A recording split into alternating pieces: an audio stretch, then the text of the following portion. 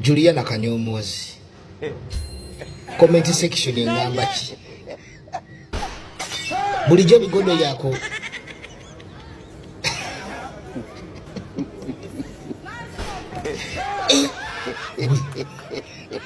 Bulijjo bigodo. Lwaki toziika? Juliana Kanyomozi lwaki toziika? Wakomadde okuziikirako bayimbi banno oba wakomadde okuziikirako abantu? Lwaki toziika nga ng'omwana bwe yafa Abannayuganda bakuziikirako ne bakone bakungubagirako? Juliana Kanyomozi lwaki toyimbirako bayimbi banno bivuma? Kyokka gwe obukola ekintu oyagala bajje bakuyimbireko. Kati Juliana bw'oba okakasa oli w'amaanyi tegekayo ekivulu ku kisere naffe tukusabayo ekivulu. Juliana tegekayo ekivulu ojja kakasa bigodo abaana naye abaana mubijja bwino no gwe mumpa mutuufu bigodo bwino mutuufu zemu abaana abazzeemu okubanga te balumba Juliana Kanyomozi olunaku lw'eggulo twamulabyeko wali ku birthday ya General Muhoozi naye abaana bagamba mbu taziika naye yagamba nti abaawo kulumbe naye si muntu wa kamera nnyo nti ajja kweraga nti ebiki naye nga ekintu ky'okuba ku birthday abantu abasinga obungi tekyabasanyusiza bagamba nti bano be bayimbe be tulina abandi badde obaoliawo nga baspreadinga gospel eya change naye ate gafuuka birala ono ye naye amugambyeko. Ne Bannayuganda essente lwaki zitwemazaamu nnyo? Juliana Kanyomozi catalogue, integrity, the trust, the respect Bannayuganda gye bakuyinamu ogitadde mu ttaka ogivulunze engeri eyo.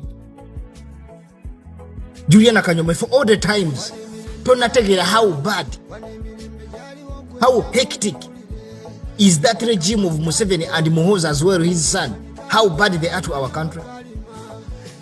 Mbali disappointed nnyo amazima ga Katonda mukulu.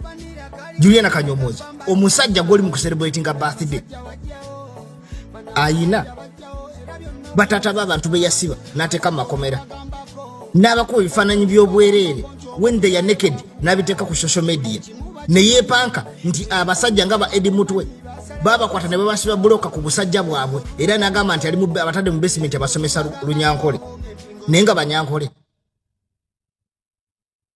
Juliana Kanyomozi yeggu omuntu yatimbirako maama Mbiire ne His Excellency Robert Kyagulanyi Ssentamu.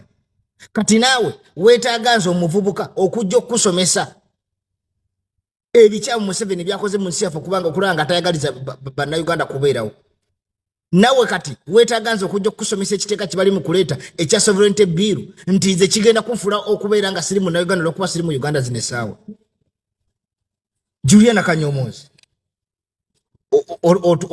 weefungudde nnyo. Kyova Robert Kyagulanyi bannange His Excellency olyokanga n'ojja bannange twalitegedde tutya enkwezenge nga zino. Kati ono Juliana bwe bantu bademu ku bantu abayinza okuwa mission nti genda Robert Kyagulanyi Ssentamu obutwa najja n'abumu. Kyova olaba Katonda akoze omulimu gw'amaanyi nnyo ku Robert Kyagulanyi Ssentamu okumugyako abalabe nga bano. Era bano abantu bemu be bakozesa okutta baganda baffe okubawa obutwa okubalyamu enkwe. Kati Juliana kino kyondaze amazima Katonda muggulu mission eyinza n'okuba nga yakulema bulemi. Ekisooka obadde osobola okuba na access ku Robert Kyagulanyi Ssentamu kubanga olina legacy gy'olina okuva emabega. N'omuyimbi nga Kyagulanyi nga Bobi Wine yali asobola okukusembeza kumbe asembeza musota. Mukama tukumye Robert Kyagulanyi Ssentamu otutuusiza ku binene ayi Mukama Katonda talabanga nako. Ekikaze ekikulu kitudde oli ku basajja abataba Uganda baddamulira. Juliana alinda banzizeemu okupostinga mbuno Gasiya yakava mu London ogenze kukumba musimbi kwa Bannayuganda bali ku kyeya babonaabona olunaku olwaleero wakava kuba kivulu London juzi. Olunaku olwaleero otembeeta Muhoozi ntino tuvuddeyo ono yagambye nti munnanga bannayuganda bali mu nnaku bali mu nnyiike ebintu byesobyeko naddala badde ayogera ku bintu ebigenda mu maaso ebyokusenda bizinesi bamumenye n'agamba nti omuntu wa wansi alabye alina ennaku nti naye mu butuufu abanene be balina ennaku naye batya kwogera nti kubanga bano aba bizinesi obutono babadde ebintu babajja ku bo abalina aga bizinesi aganene. Embeera gye tulimu eno gye bayita mpawo atalikaaba. Omuntu gwe bakubye ku luguudo oyinza okulowooza nti gwe ekanyigiriziddwa, naye bano bennyini abakugubye ku luguudo abamu bizinensi ezo zaabwe naye nga batya kujjawo bwenyi kwogera olw'okuba nga bamugambye omuntu mujje ku luguudo. Naye omuntu abadde ayokya enkoko, omuntu abadde asiika capati, omuntu abadde atunda caayi ow'akawungeezi ku luguudo, faamu z'enkoko ezisinga ezo ezimu zaabo bennyini ababasenze ku luguudo ababagobyeko. Naye ng'olunaku abadde afuna abantu abaweranga 10 ne bajja ne bamugulako enkoko 8, abaguze enkoko 10, abaguze 5, nga buli lunaku afunayo kadeere income akava mu faamu ye, naye nga abazimukoledde be bano abantu abookya enkoko ez'akawungeezi ku luguudo. Saawa zino enkoko zikuliridde ziyiseeko naye nga talina baaziguza kubanga abadde bazookya bali waka batudde. Omuntu abadde atunda caayi ow'akawungeezi ku luguudo abadde nga agenda ku ddaala z'abanene n'agawo lita 5 y'amata oba lita 10 zigenda okuwa saa 6 ogw'ekiro nga lita 10 ey'amata agitunze ali waka atudde, wabula zente ezikamu amata zo tebannazigamba nti bizinesi tekyatambula mulekerawo okukama amata oba mulekerawo otuwa amata, zo sigala zikyakuwa amata. Awo omuzungu wagambira nti think before you act. Omuntu abadde asiika capati buli kawungeezi ne chips abadde alina edduuka erya Olosero lyagera n'agulako butto waddeyire. Naye nga n'owa Olosero ono aye naye abadde alina factory ezikola butto gy'abadde agenda buli luvannyuma lwa wiiki oba omwezi n'asuubula ebidomola nga 200. Naye nga abasinga okutwala butto oyo be bano abantu abadde abawansi abasiika chips abasiika ne chapati babadde bamugulako butto buli lunaku.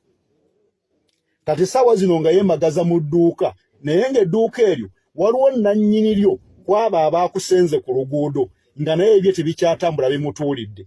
Wabula edduuka lye gye lyakoma obunene gyakomye okusasula omusolo gwa revenue, naye nga naye abadde abalidde ku muntu avamu siringisa 5 ebya buli lunaku. Municipalities ne districts ezimu ne town council tezeetengeredde bajeti yazo zibadde zitandikira ku muntu owa wansi aleeta siringisa 5 ez'akawungeezi ze bagenda nga bayitamu nga basoloozaako ababadde bakolera ku makubo. Nga tesobola kwetengerera mu byennyimirizawo ya districts ezo ne municipalities oba town council. Abamu district ezo ne town council zikyapangisa mu bizimbe by'abantu nga bwobuuza bagamba genda ku kizimbe kya gundi woofiisi za district oba za chairman LC5 we zituula nga tebanamala kwetengerera, naye ng'omusolo babadde baguplaningidde ku muntu asookerwako wa wansi. Omuntu abadde agula kilo ya sukaali emu oba kilo 2 n'afumba caayi ow'akawungeezi, saawa zino owa Olosero takyasobola kufuna muntu oyo abadde nga amuwa ssente eza kilo ya sukaali, era asigadde atunula butunuzi olw'ensonga nti ennyingiza ye naye takyagirina gy'abadde asobola okuyingizaamu. Awo we nkugambira nti ennyingiza y'abantu ebiseera ebisinga obungi buli omu abadde alina bw'alaba ennyingiza ye n'enfulumya ye, naye nga saawa zino amaaso gonna abadde batagatadde ku muntu asookerwako owa wansi ku nnyingiza ye gy'abadde alina. Bwe nkugamba nti mpawo atalikaaba, abamu bannaffe tebayinza kuvaayo kwogera nti bizinesi ezo zibadde zaffe, nti wabakama baffe mutuyambe, bizinesi zaffe zitudde, naye nga basirise kibanyigira muli. Kati saawa zino bbeeyi y'amafuta yeekanami, emmotoka zonna zigenda kupaakinga, naye ng'abali mu bizinesi za takisi n'obumotoka buno obutono obumu beebo bannaffe bennyini abali waggulu. ana taxi nga 15 revenue emisolo egenda kubanga tekyagifuna ebitebe bya municipality ne district bigenda kubanga tebikyaddukanya mirimu gyagyo kubanga emisolo tegikyalabika amaduka factories nazo nezibadde zikola ebintu ebyamaanyi zikola buto zikola sukali zikola sabuni n'ebintu ebirala bonna abadde batunulidde omuntu wa wansi ono takyasobola kyetuusaako kubanga naye bamujje ku luguudo abadde akolera amaduuka agabadde gatunda endibota nga zifuna obudde abantu bagenda basuubulayo engoye ne bajja batera ku makuba akawungezi n'engatto bonna endibota zigenda kubatuulira wabula nga revenue emwagalako omusolo ne nannyini store wapangisa naye amwagalako ssente z'ekizimbe wabadde apangisa ndowooza olaba akajegereko obwavu bwe katambula tunaagenda okuzuukuka ebiseera ebimu nga bannayuganda abamu amabanja gabali mu bulago nga district ezimu nga tekyasobola kutambuza mirimu gyagyo n'emmotoka ezimu eza gavumenti nga zipaakinze kubanga emisolo tebakyalina ebagijja kalawo kibayita mpawo atalikaaba mujja kiwulira wewulidde ate nga nno kyayogerako kituufu ddala naye abamu batya kuvaayo kubanga bakola ki babyogera kubanga be bamu abali mu abasalawo batuula ne basalawo amateeka ago ate wekituuka eno ne bibasobako ne bafiira mu movi zaabwe byonna nga bigenda mu maaso munange waliwo omukyala avuddeyo n'ategeeza bo nga tebalondangako Honorable Namugga era amagye ge gaatwala bokisi ne galonda bannange mbalamusizaako bassebo ne bannyabo nga bannamawogula ewava Honorable Namugga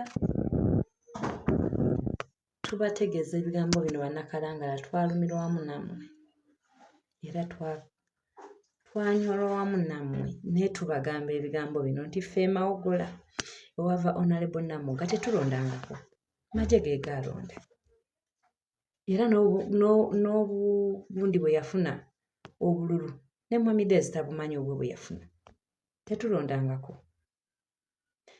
era obuwanguzi bwe tuli okwogera ku buli mu ffe bannamawogula oba Honorable Namugga awakana ajje ku gurawundi gye tuli tumubuulire nti tetulondangako baatuwamba buwambi bokisi z'abamagye be baazitwala ne batwala essembabule ne balangira bye baagala ate munnaye waba alangirira ng'ali ku mugo gwa mmundu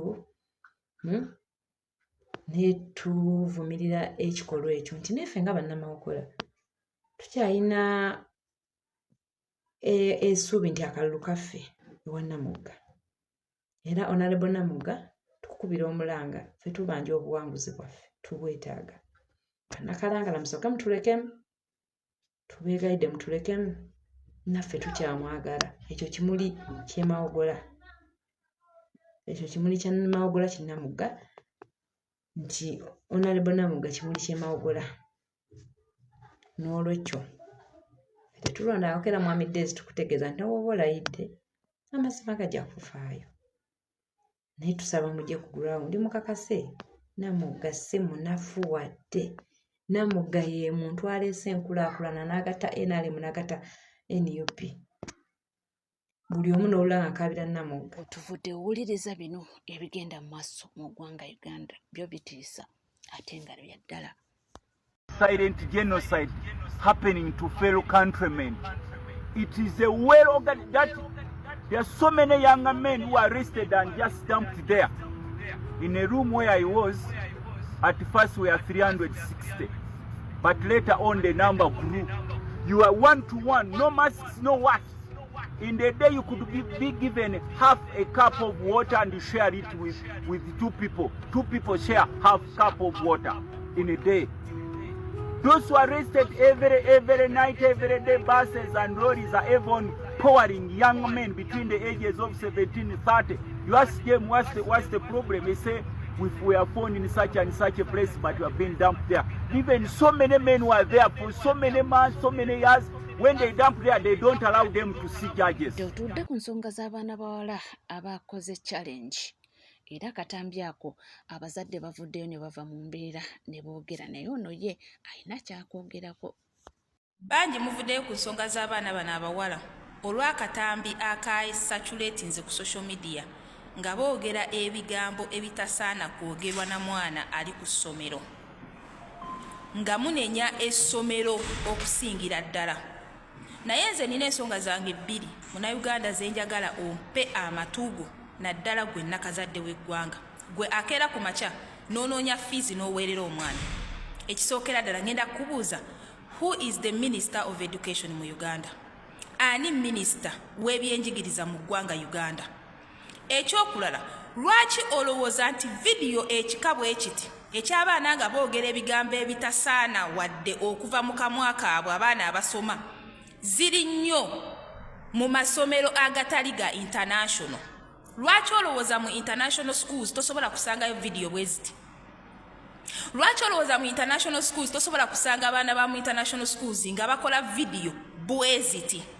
Ebyo mwabyebuzizaako, lwaki olowooza ziri nnyo mummwe batwegatte taata w'omwana munnaye leeta z'oleesa 5 gaweze tugateekeyo ku ssomero? Lwaki olowooza ziri nnyo mu gana amasomero? Eyo ansa gyeddemu nga gwe Munnayuganda. Ekyokulala, bamaama abazaala abaana bano ab'obuwala, nga oggyeko school fees ne requirements mu bulamu bw'omwana w'omuwala, kiki ky'obugattako? Nga oggyeko fees z'okwata n'oweerayo omwana omuwala n'omwana requirements, kiki ekirala ky'omugattako mu bulamu bwe olwaleero?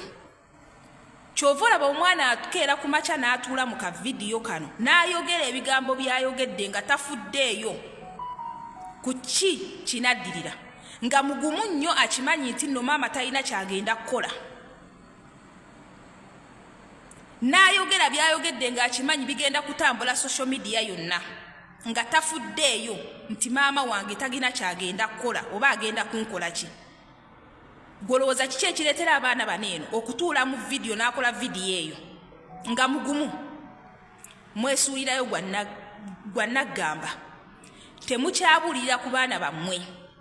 Abamu ku mmwe n'abaana bammwe mubasuubuza, n'obeerawo nga omwana we ye capital, kiwulira nga lwabaddewo mu holiday yagenda okwenoonyereza eza requirements ezimuzaayo ku ssomero, n'obeerawo nga tosobola kubuuza mwana wo nti ey'essimu wagijjeewa, n'obeerawo omwana n'abeera ku kifugi ky'ennyumba ng'aliwo n'omulenzi nga gw'oli mu nnyumba osirise, omulinda lw'anaayingira omubuuza akuwaddeyo mmeka. Wewe tutuuse mukimanyi bulungi nnyo nti system gye tulimu eyo kye kyotwagaza oba kyeyagaza abaana bammwe. Kyova olaba bitambulira nnyo mu masomero agatali international, naye ate ng'abaana ba international schools buli mwana alina smartphone, buli mwana asobola okwakisesinga free internet oba free wifi, naye tobisangayo. Obisanga mu bana abammwe bakaceere be mukuŋŋaanyiriza ssente ne zikuluma ng'ozinoonyeza n'oziteeka ku ssomero, gw'osanga ng'ali ku social media ayogera ebigambo bwe bityo. Abaana bammwe bakuze bakyali bato mu nsonga z'omu buliri, ate ne bakula nga temulina kye musobola kubakolera. Kati nga temunaba kunenya ssomero, musooke mwenenyenga mmwe bannakazadde b'eggwanga abanoonya fiizi zineno ne mulabirira abaana bammwe. Abaana mwabawa ebbeetu ne mubawa smartphones baba nazo ku ssomero. Challenges nnyingi nnyo ze mulabye ng'abasomesa bennyini be bazituddemu, kubanga essomero eritegeera essaawa zino eno abaana baali badde nga bonna bagobe, nga baagobeddwa si na kukubibwa wabula kugobwa. Iffe twasomanga nga suspend expulsion, muganda wange okuwulira obuulizi suspend odda waka nti bakususpendinze for 1 week, ogenda akabina omaze okukawewula kuba muzadde watuukanga ewaka ne balyoka bakukuba emiggo ne bakubuuza wabadde okola gwaki. Just 1 week. Kati gwe weebuuze webeera suspe. Abazadde abaana mubatuwala ku masomero mwe mubayinako full rights ne babeera bagenda ku ssomero tuuka ku ssomero ogambe essomero nti nze saagala mwana wange kulabikira mu katambi konna naye bwe muba temukikoze essomero lyo liriwo okutunda ssomero lyabwe ennaku zineena amasomero gakozesa baana bammwe okwepromotinga oba okwekubira zi adverts masomero gakozesa baana bammwe naye olw'okuba nti kyekiri kyeŋŋambye nti gwe mu bulamu bw'omwana wo ng'oggyeko fees ne requirements n'okulinda report at the end of the term abamu kumwe nga ne report temuzifuna nga tusobola na kujaaka n'obuuza omwana wo nti report ye eriwa. There are so many parents abali mugana amasomero gatwesonde nga temubuuza na baana report card eriwa ng'omwana asobola okujja n'akugamba tugenda gifuna ku mande oluyitawo nga okaweddewo nga term holiday eweddeko ng'omuwa requirements ng'osasula na fees ne report eyasooka towagifuna.